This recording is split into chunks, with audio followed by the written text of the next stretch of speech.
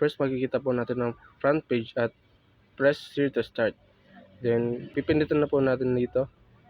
Then pipili po tayo dine in or take out. Siyempre po, pipili natin ng dine in para mapakita lang. Then food, snack, milk tea or coffee. Pipili po tayo ng food. Then pipiliin po natin yung sizzling pork chop.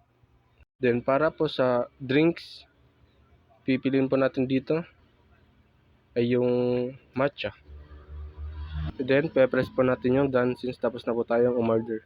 Lalabas naman po dito natin kung ano po ang ating in-order natin para po confirmin kung tama ba ang ating na-order. Then wait po natin. Ayun na, tapos na at lalabas po na ang receipt at pwede na po natin itong kunin. Para nun po sa cashier, mayroon po natin ang home, sales, and inventory. Pipiliin po natin yung sales para makita kung ano po ang mga na-order ng mga customer.